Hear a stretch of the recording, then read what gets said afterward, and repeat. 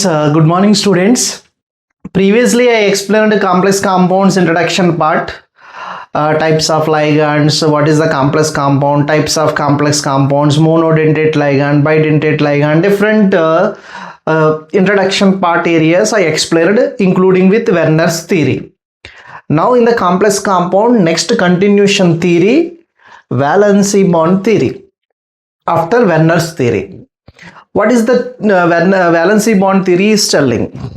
This valency bond theory mainly gives the information about on what is the shape of the molecule and what is the hybridization of the complex compound.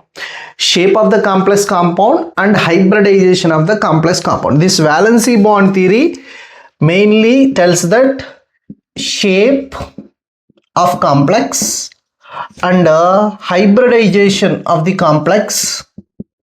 What is the hybridization is present?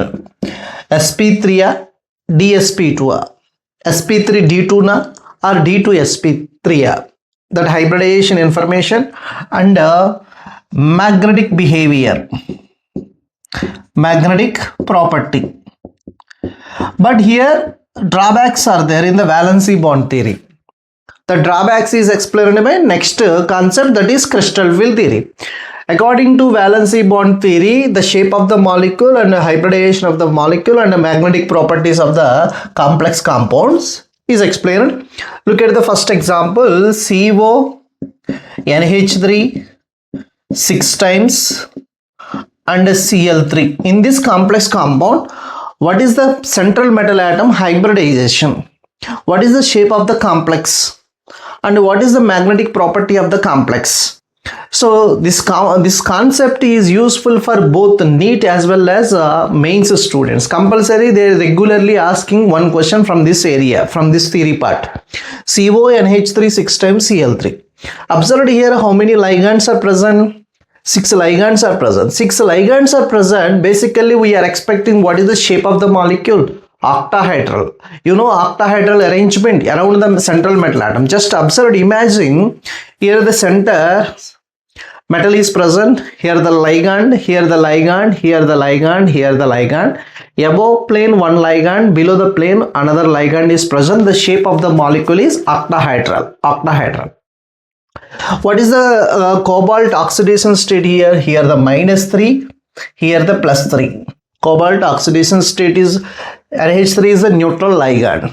So cobalt oxidation state is +3. The whole charge is the cobalt charge. Cobalt valency, you know that 3d7 4s2. What is the valency of the cobalt? 3d7 4s2. Cobalt +3, 3d6 4s0. 3d6 4s0. In the D, how many electrons are available in the D? In the D subshell, the number of electrons 1, 2, 3, 4, 5, 6. 6 electrons are available. Here 4s subshell is present, beside 4p is present, because of this is a fourth shell. 4s, 4p, along with the 4p another subshell is present, that is 4d subshell. 4d subshell. But here observation, from the d orbitals electrons are pairing takes place. Electrons are pairing. The electron is moving from here to here. This electron is moving from here to here. After pairing, the electrons, if you are observing, there is no unpaired electrons in the d orbital. 1, 2, 3, 4, 5, 6. 2 vacant orbitals here. This is 4s orbital, this is 4p orbital, this is 4d orbital. If you noticing that this is 3d, this is 4s, this is 4p, this is 4d. Now observe here, this is nothing but n-1d. n-1d. This is ns. This is np. This is nd.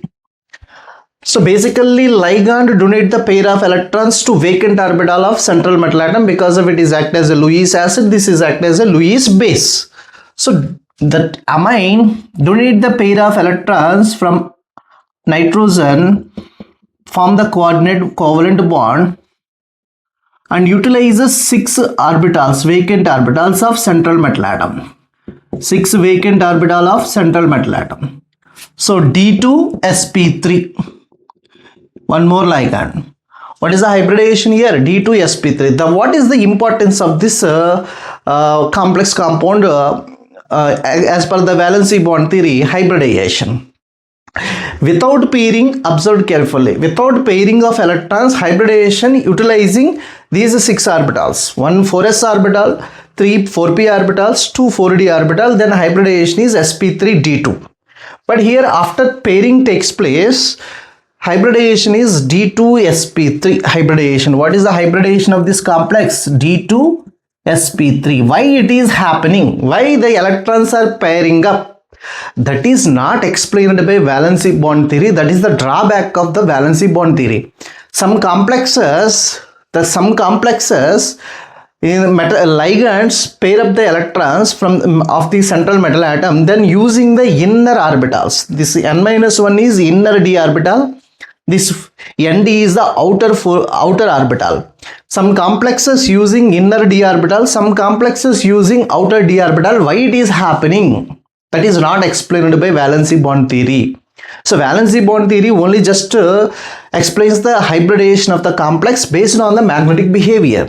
If you are observing the magnetic behavior of the complex, it is diamagnetic behavior because of the there is no unpaired electrons, there is no single electrons. Based on the magnetic behavior, the given hybridization of the molecule. Based on the hybridization, magnetic behavior is not given. Based on the magnetic behavior of the complex, hybridization is given. Why the electrons are pairing takes place from here to here, that point is not explained in the valency bond theory. That is explained by crystal field theory, next theory. That is the drawback of the valency bond theory. So according to valency bond theory, NH3, according to crystal field theory, NH3 basically act as a strong ligand in the case of cobalt plus 3. That point is important. According to crystal field theory, ligands are two types: weak ligand, strong ligand. Strong ligand pair up the electrons, weak ligand doesn't pair up the electrons. So because of that, this complex is the diamagnetic in nature. Diamagnetic means unpaired electrons are absent.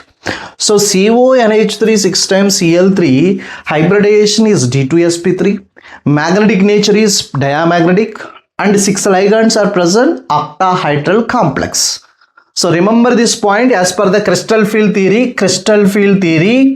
in the case of cobalt plus 3 and chromium plus 3, NH3 act as a strong ligand. NH3 act as strong ligand. One more complex observed here, one more complex.